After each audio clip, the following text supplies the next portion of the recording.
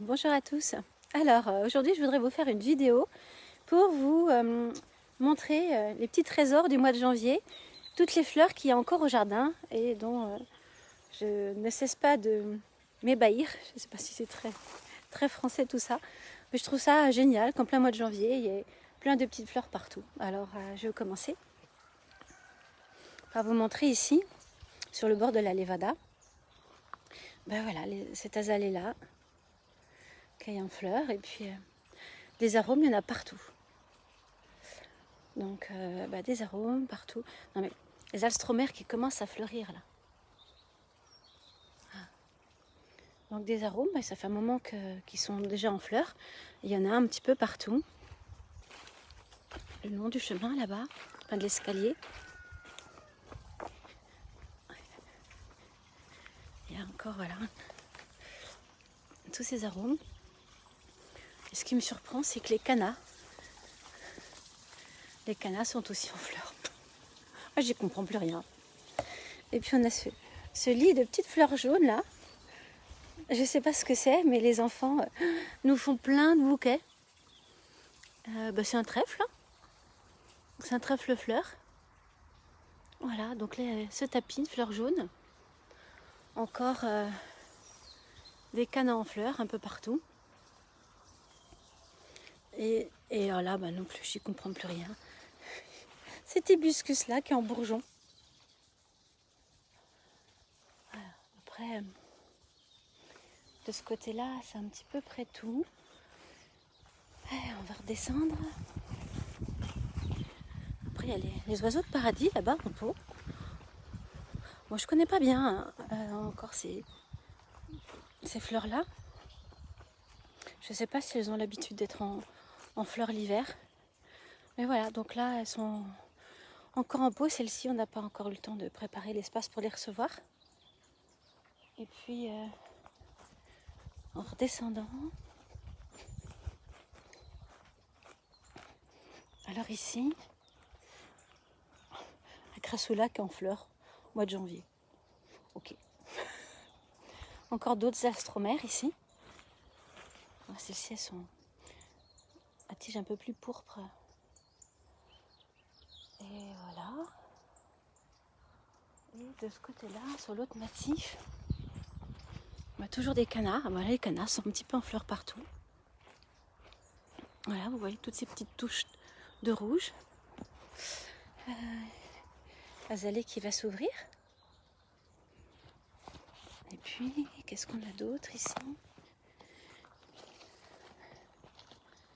On a toujours, voilà, encore des canards. Et puis, voilà, cette autre azalée. Et puis cette autre ici, là, qui est magnifique. Voilà, non, puis l'hibiscus qui a encore des boutons. Donc, et voilà, et de l'autre côté, on a sur ce massif. Alors c'est vrai que le jardin est un petit peu à l'abandon pour l'instant. Mais, non mais le calystémon, le rince-bouteille qui fleurit là, en mois de janvier. C'est quoi cette histoire? Encore azalée, voilà, les arômes ils sont splendides. Les oiseaux de paradis. Un autre azalée là-bas, et puis encore les canards. Alors je reprends par la Levada pour vous montrer. Alors encore autre chose qui vraiment me surprend. Hop, hop, hop. Donc là, un azalée blanc qui va fleurir. Et puis, j'ai mangé le nom. Hop là. Voilà, en fleurs. Et surtout, regardez les pétales. Non mais le bougainvillier, au mois de janvier, qui fleurit. C'est fou ça. Et puis il y a ces petites plantes grasses aussi dont je ne sais pas le nom. Qui sont en fleurs aussi. Et de ce côté, on retrouve les arômes dans le fond de la partie potager. Et c'est déjà pas mal. Voilà, les orangers sont pas encore... J'ai cru voir quelques bourgeons qui commençaient à se former et s'ouvrir sur les agrumes. Mais pour l'instant, on en est plus à la récolte encore des... On en est rendu à plus de 350 kg de fruits récoltés et livrés. Voilà, il en reste encore un petit peu de partout, dans tous les arbres. Super mois de janvier. Et pour terminer, voilà, il fallait évidemment que je passe par l'autre jardin avec ses camélias. Donc celui-ci qui apparemment date de la construction de la maison, 1758, vu l'épaisseur du tronc. Je ne sais pas si vous pouvez vous rendre compte. Ah, ça c'est ma main. Le tronc là est juste énorme. D'ailleurs, il a un peu bougé les pavés. Et voilà. Et il est bicolore. Donc il y a des fleurs blanches magnifiques, doubles. Et puis à côté, il y en a des roses. Donc comment expliquer, il a dû être greffé. Je pense que la base porteur est blanche. Et puis il a été greffé en rose. Et donc là on a un autre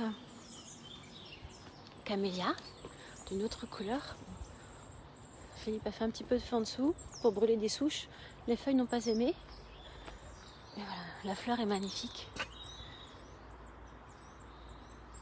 Celui-là, il ne doit pas être très jeune non plus, vu le tronc. Et celui-ci qui a d'un rose, j'aime beaucoup. Très très très doux. Voilà. C'est bizarre parce que là, il fait fuchsia, mais c'est pas du tout fuchsia. C'est un peu un rose thé léger, plus clair. Voilà. Magnifique. Il y en a qui sont un peu doubles sur le même arbre. C'est toujours la curiosité de la nature. Et puis on retrouve notre trèfle jaune en tapis un peu partout. Et le citronnier derrière qui donne à plein. Voilà. On va pouvoir faire du lemon curd, je pense. Et puis voilà, les arômes, on en a toujours un peu partout.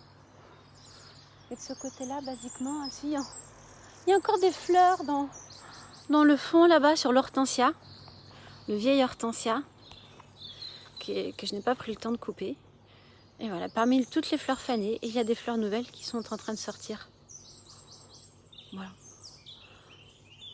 Donc, on n'y a rien à comprendre. Et voilà pour le reportage, pardon sur le gros plan, voilà pour le reportage du jardin au mois de janvier, toutes les petites fleurs de partout. À bientôt!